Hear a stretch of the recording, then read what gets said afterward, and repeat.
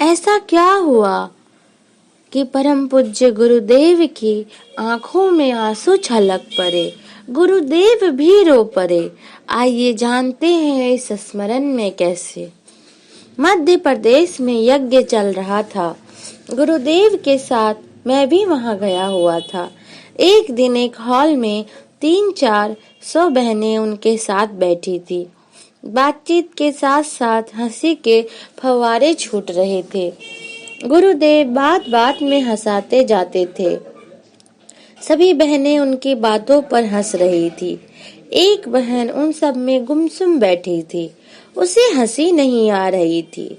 उसे दुखी देख गुरुदेव ने पास बुलाया और पूछा, बेटी तुझे क्या दुख है? वहां बैठी सभी बहनें सज धज कर आई थी। अच्छे अच्छे कपड़े जेवर पहने हुए थी और वो लड़की सिर्फ सफेद धोती पहनी थी। गुरुदेव की बात का उसने कोई जवाब नहीं दिया, केवल सिर झुका लिया। गुरुदेव ने फिर दुलारते हुए पूछा, बेटी क्या कष्ट है तुझे? तू हंस भी नहीं रही है। उसे निरुत्तर देख गुरुदेव उसे अलग ले गए। मैं भी उनके साथ चला गया। मैं हमेशा उनकी हर एक बातचीत सुनने का प्रयास करता। उनसे काफी कुछ सीखने को मिलता था। अलग ले जाकर उन्होंने उससे पूछा, बेटी बता तुझे क्या दुख है? तेरे सारे दुख दूर कर दूंगा। उसने लंबी सांस ली, फिर बोली, गुरुदेव मुझे कोई दुख नहीं है। उसकी आंखें आंसुओं से डबडबा आई। गुरुदेव के बहुत दबाव डालने पर उसने बताया कि उसकी शादी बहुत बचपन में ही हो गई थी। उसके पति का स्वर्गवास हो चुका है और अब वो स्वनिर्भर जीवन जी रही है। एक विद्यालय में शिक्षिका है और अपना सब काम स्वयं करती है। विधवा होने का दुख तो वो झेल ही रही थी, मगर समाज की बेरुखी से वो बुरी तरह टूट चुकी थी। वो कह रही थी, मैं 100 अखंड ज्योति मंगाती हूँ, उसे लेकर सुबह किसी के घर जाती हूँ तो सभी मुझसे नाराज होते हैं कि तू विधवा है, सुबह सुबह आकर मुंह दिखला दिया, ना जाने आज का दिन कैसा बीतेगा। सब गाली भी देते हैं। मैं चुप होकर सुन लेती हूँ और वापस चली आती हूँ।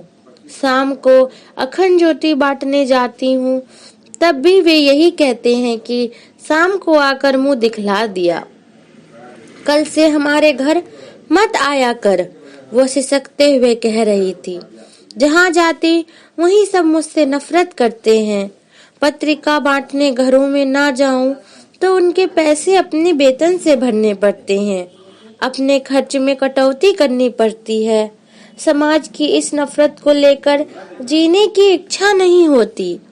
कभी कभी सोचती हूँ कि आत्महत्या कर लूं, पर आप कहते हैं आत्महत्या पाप है, मगर मैं जीऊं तो कैसे? बोलते बोलते वो फूट फूट कर रोने लगी। उसके साथ गुरुदेव भी रोने लगे। मेरे भी आंसू नहीं रुक रहे थे। गुरुदेव ने उससे कहा, चल बेटी मेरे साथ चल। फिर हॉल में सबके बीच आकर वे कहने लगे, बेटी मैं अपनी बात नहीं कहता, वेद की बात कहता हूँ। तू तो पवित्र गंगा जैसा जीवन जीती है, श्रम करती है, लोक मंगल का कार्य करती है, ब्रह्मचर्य से रहती है। तू साक्षात गंगा है। जो तेरे दर्शन करेगा सीधे स्वर्ग को जाएगा, और जो ये सब बैठी है, श्रृंगार करती है, फैशन करती है, बच्चे पैदा करती है, देश के सामने अनेक प्रकार की समस्याएं पैदा करती है, जो भी इनके दर्शन करेगा सीधे नरक को जाएगा। गुरुदेव को इतना क्रोधित होते मैंने कभी नहीं देखा था। वे कह रहे थे, जो दुखी है उसको और दुख देना पाप है। जो ये कहता है कि विधवा को देखने से पाप लगता है, वह सबसे बड़ा पापी है। बेटी तू तो शुद्ध और पवित्र है। उनकी इस बात पर वहां बैठी सभी बहनों ने गर्दन नीची कर ली। थोड़ी देर बाद गुस्सा ठंडा होने पर उन्होंने कहा, कहो बेटियों, आपको क्या कहना है? इस पर किसी ने कुछ नहीं कहा। सभी शांत होकर बैठी रहीं।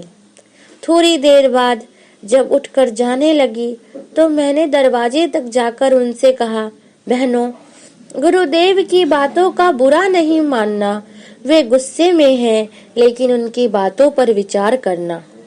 वे लज्जित होकर बोली, भाई साहब, गुरुदेव की बातों का बुरा क्यों मानेंगे? उन्होंने तो सही बात कही है। विधवा तो शुद्ध पवित्र जीवन जीती है। आज उन्होंने हमारी आंखें खोल दी। आज से हम जब भी किसी विधवा का दर्शन करेंगे तो उसमें गंगा माता का दर्शन करेंगे और उसे कोई कष्ट हो तो उसकी मदद करेंगे। हम दूसरों को भी बताएंगे कि विधवा का दर्शन करने से पाप नहीं होता। वे कह रही थी कि गुरुदेव ने हमारी आंखें खोल दी। हम सौभाग्यशाली हैं कि ऐसे गुरु हमें मिले। ऐसे गुरु हो तो देश में फैला हुआ अज्ञान शीघ्र ही दूर हो जाए। वह दुखी बहन भी वहीं खड़ी रही, यह सब बातें सुन रही थी। उसके मुख पर संतोष के भाव थे। दुख के बादल छट चुके थे। हल्की सी धूप झिलमिला रही